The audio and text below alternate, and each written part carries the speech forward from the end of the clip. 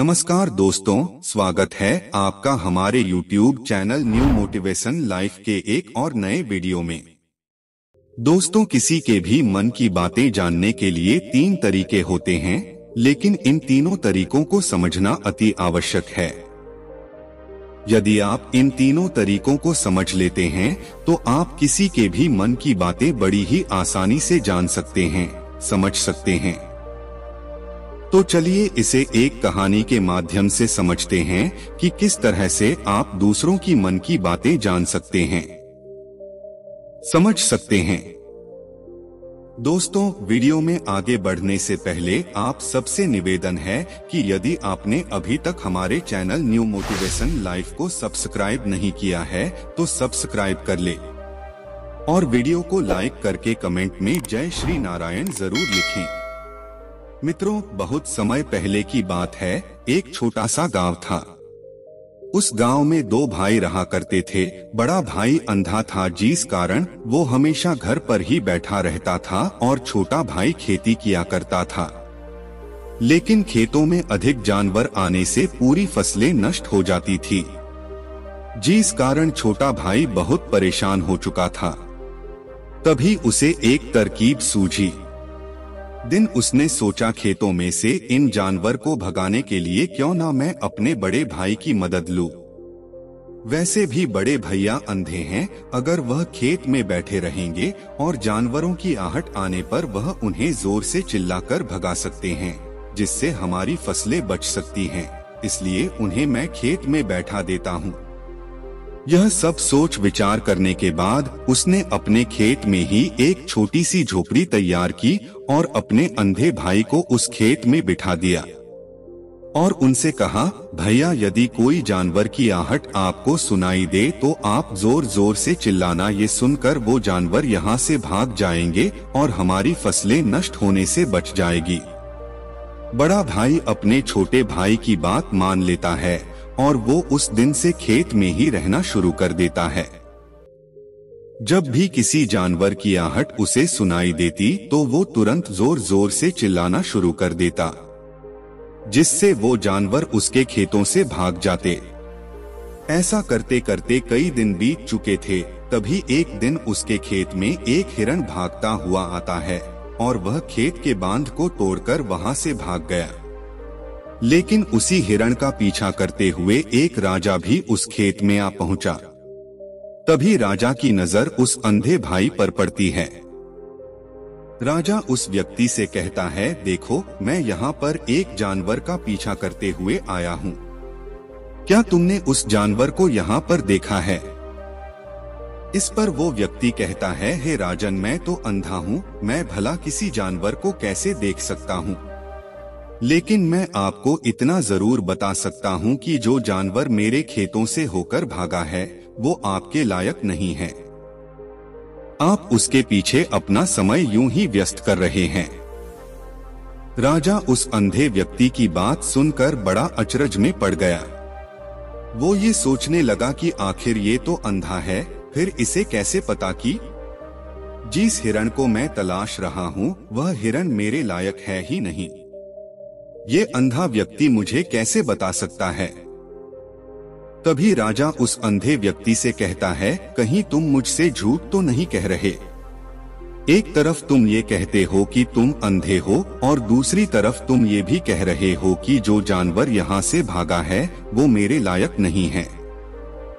इस पर वो अंधा व्यक्ति कहता है, हे राजन, जिसे आप एक हिरण समझ रहे हैं, असल में वो एक हिरण नहीं है बल्कि एक हिरनी है, और वो भी गर्भवती है। और जहाँ तक मुझे ज्ञान है, मैंने कभी किसी राजा को किसी गर्भवती हिरनी का शिकार करते हुए नहीं सुना है, और इसी कारण मैं आपसे ये कह रहा हूँ कि वो हिरनी आपके लायक नहीं है। आप उसके पीछे अपना समय व्यर्थ ना करें। यह सुनकर राजा और भी अचरज में पड़ गया। वो यह सोचने लगा कि आखिर ये अंधा आदमी यह कैसे जान सकता है कि वह हिरनी है और गर्भवती है। राजा कुछ देर सोच विचार करने के बाद अपने सेनापति से कहता है, सेनापति जी, मुझे वो जानवर जिंदा चाहिए, क्योंकि मुझे ये पता करना है क्या वह हिरनी है और क्या वह गर्भवती है। क्योंकि यह अंधा आदमी बहुत विश्वास के साथ कह रहा है और मुझे इस बात की पुष्टि करनी है। यदि वह हिरनी हुई और गर्भवती हुई तो वह हमारे शिकार के लायक नहीं है, क्योंकि हम तो एक हिरन का पीछा कर रहे थे।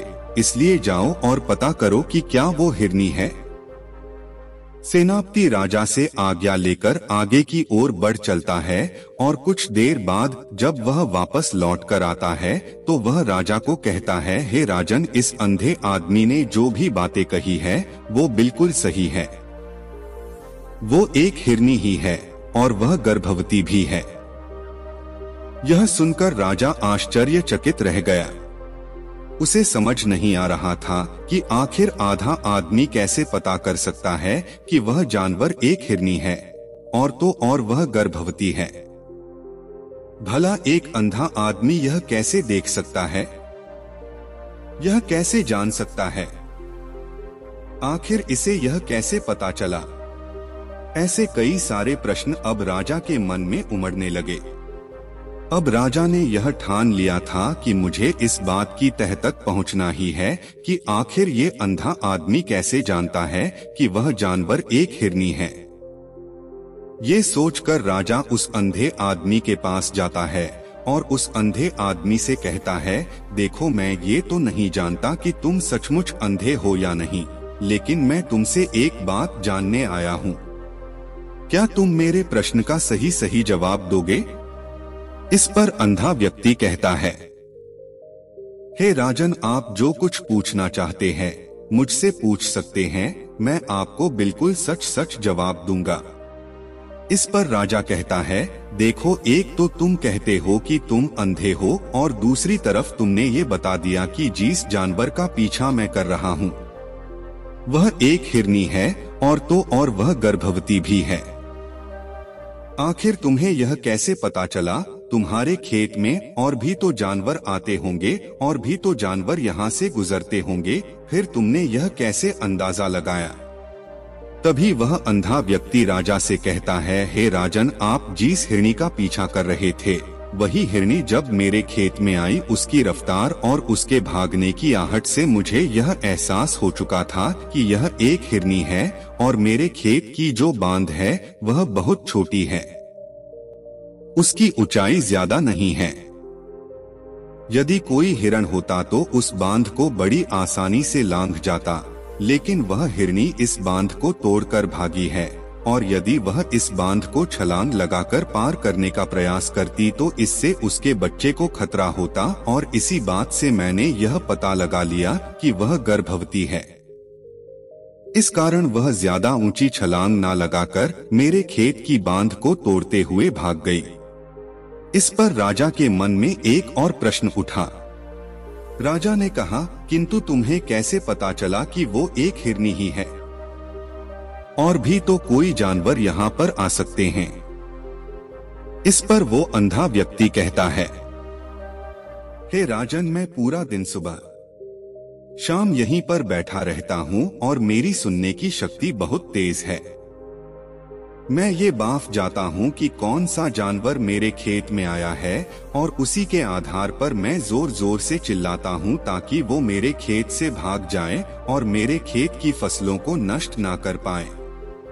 राजा उस अंधे आदमी का ये जवाब सुनकर पूरी तरह से संतुष्ट हो चुका था।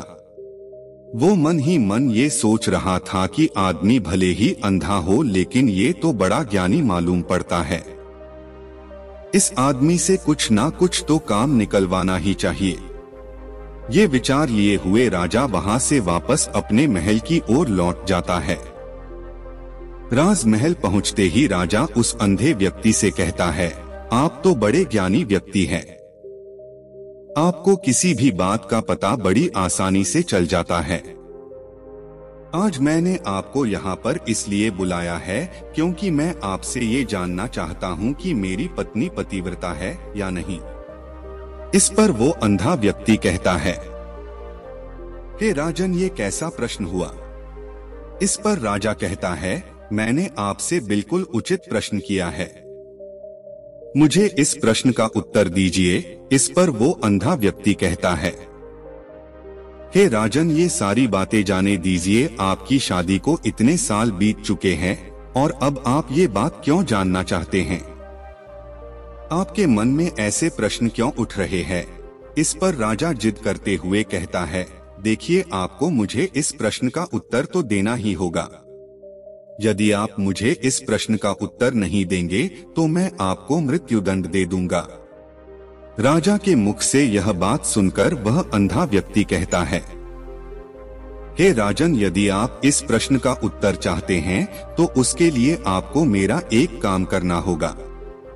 राजा कहता है, बोलो, मुझे क्या काम करना होगा? इस पर व्यक्ति कहता है, इसके लिए आपकी पत्नी को मेरे साथ कमरे में अकेले छोड़ना होगा। उस अंधे व्यक्ति की यह बात सुनकर राजा पहले तो क्रोधित हो जाता है, लेकिन फिर कुछ सोच विचार करने के बाद वह उस व्यक्ति की बात मान लेता है और अपने सेनापति को आदेश देता है, सेनापति जी, इस व्यक्ति को और मेरी पत्नी को एक कमरे में कुछ देर के लिए अकेला छोड़ दे। सेनापति बिल्कुल वैसा ही करता है।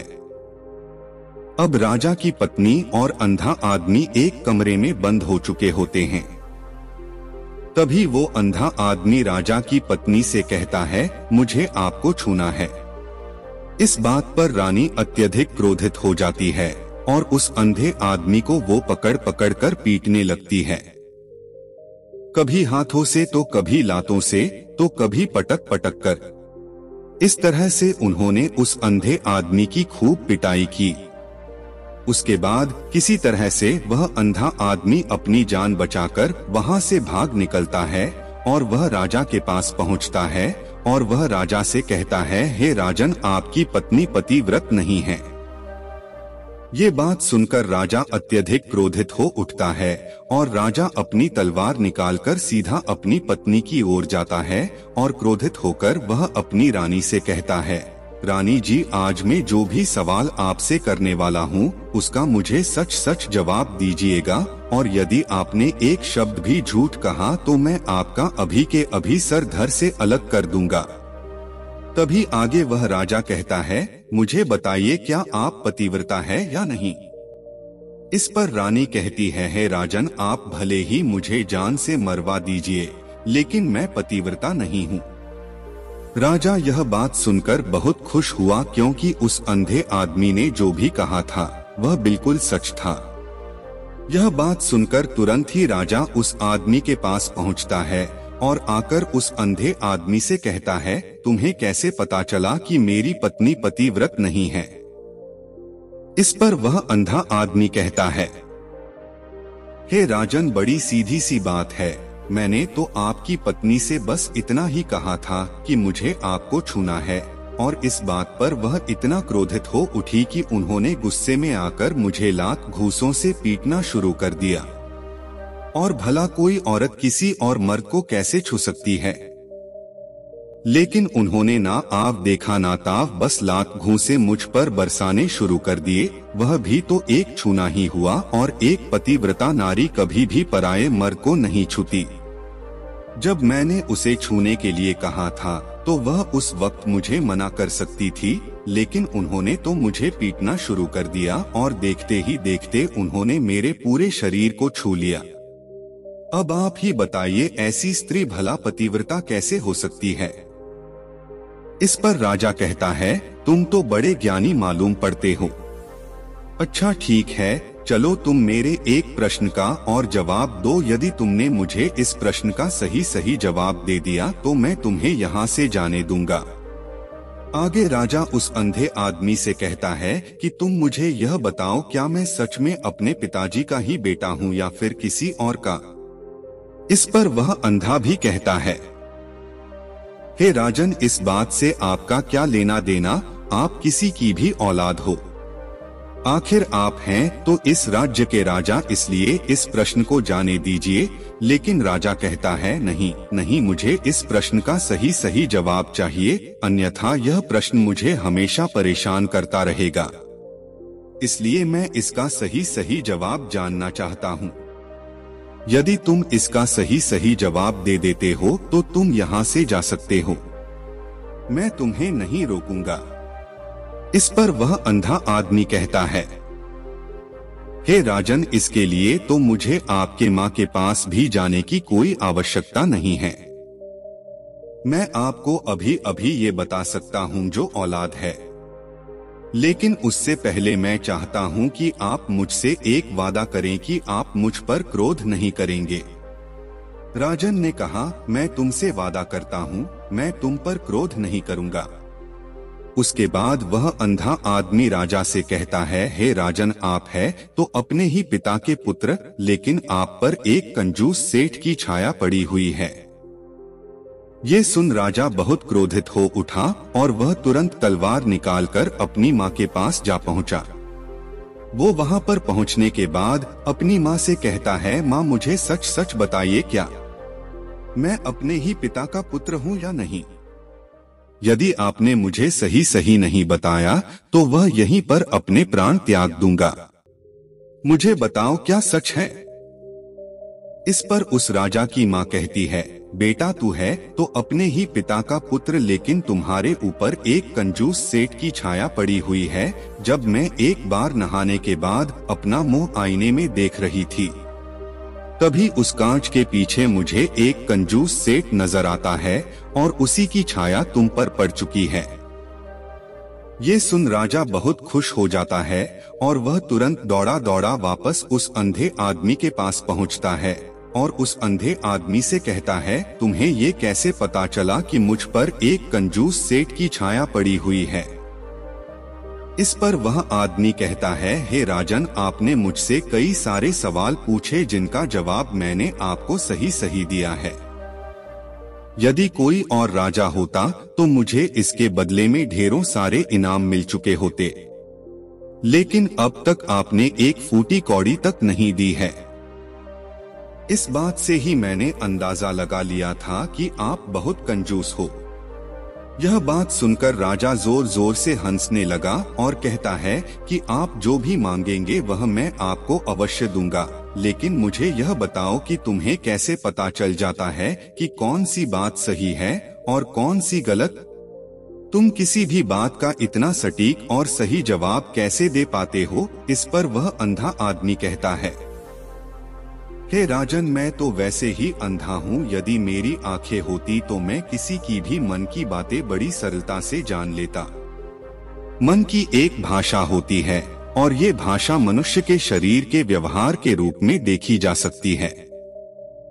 उसकी आंखों से, उसके होठों से, उसके काम करने के तरीके से, उसकी क्रियाओं से पता किया जा सकता है कि उसके मन में क्या चल रहा है।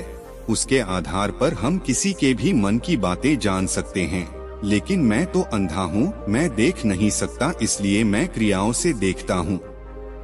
यदि मुझे कोई बात जाननी हो तो अगले आदमी को कुछ काम देना पड़ता है, जिस पर वह व्यक्ति किस प्रकार काम करता है, किस तरीके से इस काम को करता है, उसके आधार पर ही मैं यह पता कर पाता हूँ कि उसके मन में क्या चल रहा है। तभी वह राजा कहता है, तो क्या इसका अर्थ यह हुआ कि मैं भी किसी के मन की बातें जान सकता हूँ? इस पर वह अंधा आदमी कहता है, हे राजन, अवश्य आप भी किसी भी व्यक्ति के मन की बात जान सकते हैं, किंतु उससे पहले आपको अपने ऊपर काम करना होगा और वह काम है अपने मन को शांत करना, अपने मन को वर्तमान में लाना होगा, जिसके लिए मैं आज आपको 3 तरीके बताने वाला हूँ और यह तीनों ही तरीके बड़े ही आसान और सरल हैं। किंतु हे राजन, उससे पहले आपको एक काम करना होगा, अपने मन को एकाग्र करना होगा। जब हम अपने मन को एकाग्र करते हैं, अपने मन को वर्तमान में लाते हैं, तो हम दूसरे के मन की बात जान सकते हैं, क्योंकि वह आदमी अभी भी अपने मन में वर्तमान में ही सोच रहा है और हमें भी मन को वर्तमान में ही लाना होगा, तभी हम उसके मन की बातें जान सकते हैं। यदि हम अतीत में हुई घटनाओं के बारे में सोच रहे हैं, तो वह जो अगला आदमी वर्तमान में सोच रहा है, वर्तमान में अपने मन में बात कर रहा है, वह हम कैसे जान पाएंगे? क्योंकि हम तो अतीत की घटनाओं में डूबे हुए हैं। इसलिए किसी के भी मन की बात जानने के लिए सबसे पहले हमें हमारे मन को एकाग्र करना होगा, उसे वर्तमान में लाना होगा। आगे वह व्यक्ति राजा से कहता है, हे राजन, जो 3 तरीके में आपको बताने वाला हूँ, इन 3 तरीकों से बड़ी आसानी से किसी के भी मन की बातें जान सकते हैं। उसके बाद वह अंधा आदमी राजा से कहता है, हे राजन, जो सबसे पहला तरीका है वह आंखों पर ध्यान देना।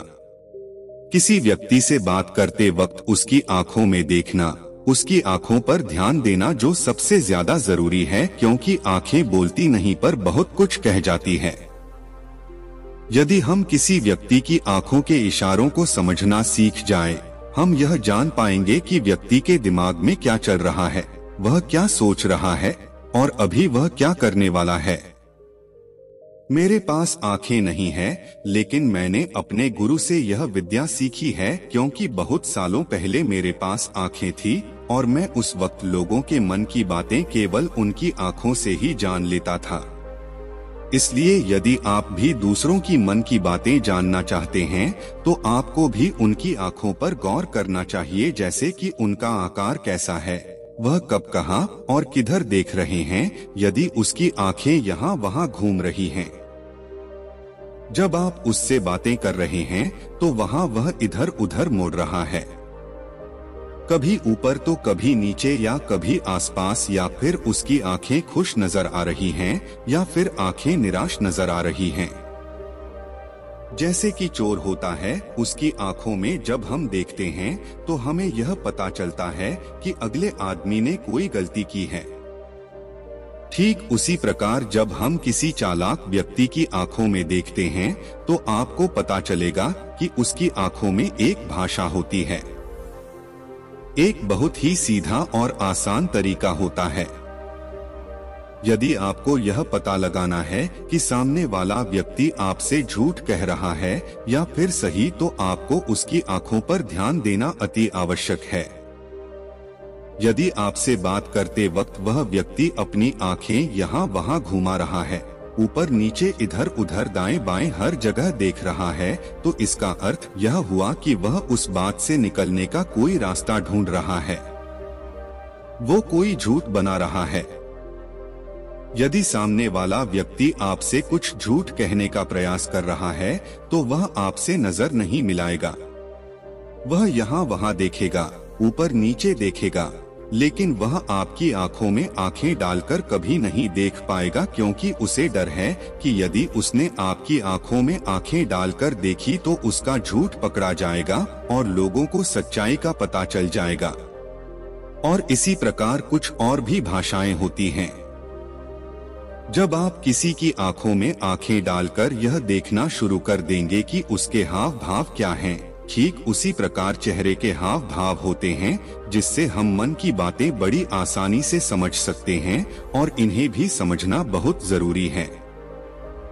कभी कभी कोई व्यक्ति अपने चेहरे से जैसे आंख, होंठ और बहुत से कुछ अलग अलग व्यवहार करता है।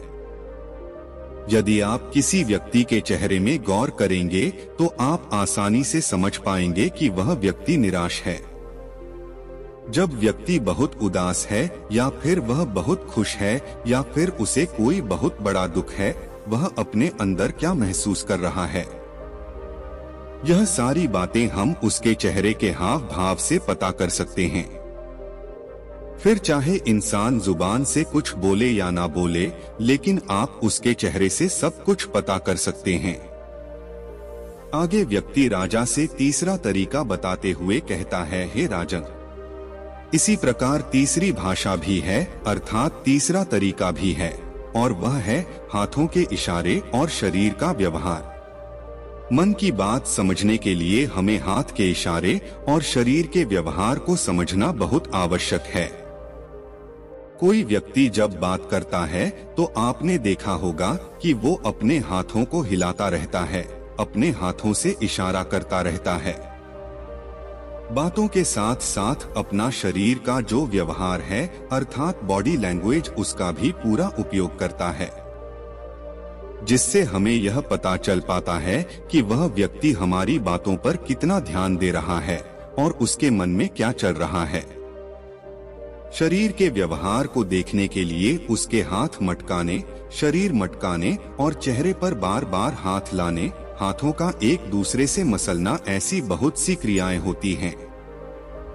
उस पर हमें ध्यान देना अति आवश्यक है। मन की बात को समझने के लिए हमें शरीर के व्यवहार को भी समझना पड़ता है। यदि हम इन 3 तरीकों को सही तरीके से ध्यान देकर इन 3 तरीकों को अच्छे से समझ लेते हैं तो हम बहुत जल्दी किसी भी व्यक्ति के मन की बात बड़ी सरलता और सहजता से जान सकते हैं। इसलिए यदि आपको किसी के मन की बातें जानी है तो आपको उसकी आंखों पर, उसके चेहरे पर, उसके शरीर के हाव भाव को और उसके हाथों को ध्यानपूर्वक देखना और समझना होगा, जिससे आप यह समझ पाएंगे कि आखिरकार उसके मन में क्या चल रहा है और वह क्या सोच रहा है।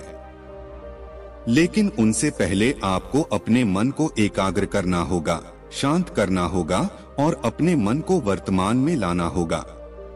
तभी आप उस व्यक्ति की इन सभी क्रियाएं पर ध्यान दे पाएंगे, उन्हें समझ पाएंगे।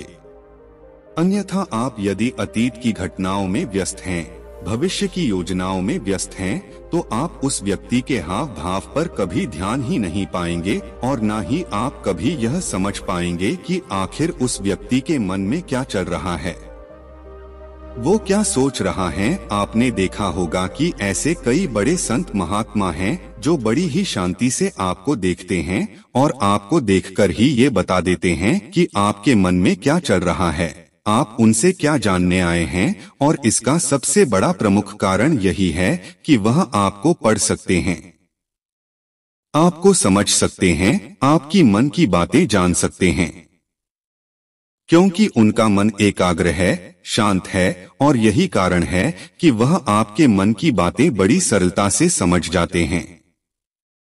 दोस्तों, वीडियो के अंत में आप लोगों से निवेदन है कि ये थे, आपने अभी तक हमारे YouTube चैनल को सब्सक्राइब नहीं किया तो सब्सक्राइब करके वीडियो को एक लाइक करें और कमेंट में जय श्री कृष्ण जरूर लिखें। दोस्तों, वीडियो को पूरा देखने के लिए बहुत बहुत धन्यवाद।